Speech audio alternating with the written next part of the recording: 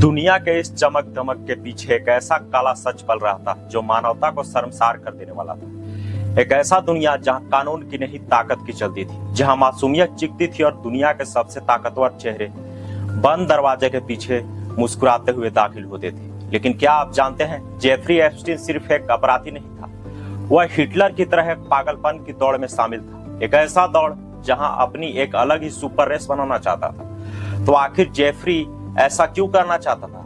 आखिर जेफरी को ऐसा क्या हुआ कि जो उसने ऐसी बात सोचना शुरू कर दिया? तो चलिए शुरू से शुरू करते हैं।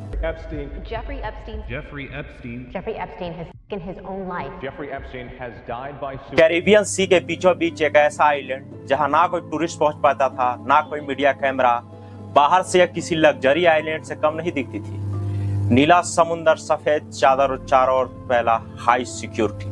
लेकिन इस जन्नत के अंदर चल रहा था मॉडर्न हिस्ट्री का सबसे डार्क चैप्टर। यह कोई फिल्म नहीं थी, यह वह सच थी जो बाद में दुनिया भर के ताकतवर नेताओं और रसूखदार लोगों की नींद उड़ाने वाली थी। क्योंकि इस आइलैंड पर लाई जाती थी कम उम्र की लड़कियां। आइलैंड पर कभी नौकरी देने के नाम पर, कभी मदद के बहाने और कभी पैसे के लालच देकर। लेकिन यहाँ पहुंचते ही उन लड़कियों की दुनिया बदल जाती थी, क्योंकि यहाँ पर लड़कियों से ऐसी काम करवाए जाते थे जो उन्होंने कभी कल्पना भी ना की। लेकिन इस पूरे सिंडिकेट के सेंटर में एक नाम गूंज रहा था, जेफरी एप्स्टीन। तो यह सवाल है कि अमेरिका की मिडिल क्लास में जन्मा जेफरी एप्स्टीन, जिसने अपनी कैरियर की शुरुआत स्कूली टीचर के रूप में की, कैसे वह इन्वेस्टमेंट बैंकिंग की दुनिया में पहुंचा, कैसे वह धीरे धीरे खुद को हाई प्रोफाइल फाइनेंशियल कंसल्टेंट के रूप में स्थापित करने में सफल हुआ, और सबसे बड़ा सवाल, कैसे उसने उद्योगपति, राजनेता और दुनिया के सबसे प्रभावशाली लोगों से संबंध बनाने में सफल हुआ। क्योंकि उसका नेटवर्क आम लोगों से नहीं था, उसने अपने दायरे में सिर्फ हाई प्रोफाइल चेहरे को जगह दी थी। लेकिन इन सब के बीच जेफरी एप्स्टीन के मन में ऐसा क्या चल रहा था? क्या यह सिर्फ ताकत और पैसे का नशा था, या फिर उसके भीतर एक खतरनाक पागलपन सवार हो गया था, जैसा पागलपन पहले हमने हिटलर के भी सर पे देखा है। और टाइम की रिपोर्ट के मुताबिक एप्स्टीन अपने मेक्सिको वाले फार्म हाउस पे एक साथ 20 लड़कियों को प्रेग्नेंट करना चाहता था। उसका मकसद था अपने जैसे लोगों को पैदा करना। वह चाहता था कि उसका डीएनए दुनिया पर राज करे। एप्स्टीन अपने इस पागलपन की दुनिया में बड़े बड़े वैज्ञानिकों से मिला करता था। वह चाहता था कि मेरे जैसे लोग और बने। वैज्ञानिक इस विचारधारा को ट्रांस ह्यूमनिज्म कहते हैं, जहां टेक्नोलॉजी के मदद से इंसानों का नस्ल बदला जा सके। जेफरी क्रोनोलॉजिक्स में भी दिलचस्पी रखता था।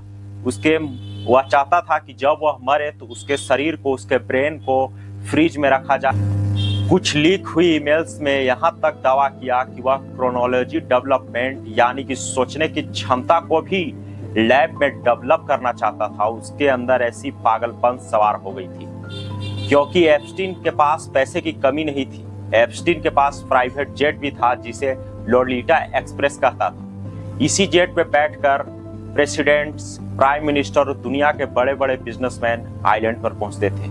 तो सवाल यह कि क्या यहाँ पहुंचने वाले लोग भी क्या वैसे ही पागलपन के दौर से गुजर रहे थे? और सवाल यह भी कि इतने सालों तक उसे रोका क्यों नहीं गया? क्या जेफरी पावरफुल लोगों के राज जानता था, जिस डर से सिस्टम उसके आगे घुटने टेक चुकी थी? लेकिन कहते हैं ना दोस्तों कि जब पाप का घड़ा भर जाए तो उसकी सजा जरूर मिलती है।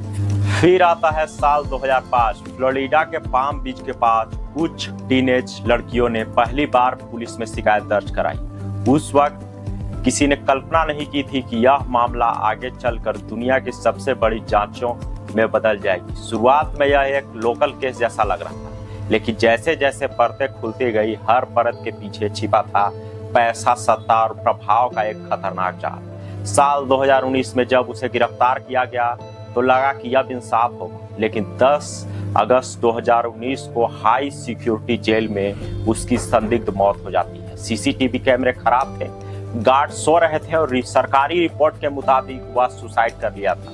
लेकिन उसकी मौत के बाद जो दस्तावेज सार्वजनिक हुए, द एप्स्टीन फाइल कहा गया। इन फाइलों में उन सभी महान चेहरों के नकाब उतार दिए जो नैतिकता के बात करते थे, जो दिन में भगवान बनते थे लेकिन रात में शैतान बन जाते थे। जो दुनिया में शांति मानवता की बात करते थे, जो नोबेल पुरस्कार मंच पर पाने की घोषणा किया करते थे, जो दुनिया को देशभक्ति सिखाते थे, जो बड़े बड़े एनजीओ चलाते थे, मानवता रक्षा की दावा करते थे, जो कहते थे कि हमारी देश में महिलाएं सबसे ज्यादा सुरक्षित है। एप्स्टीन तो मर गया, लेकिन एप्स्टीन फाइल आज भी जिंदा है।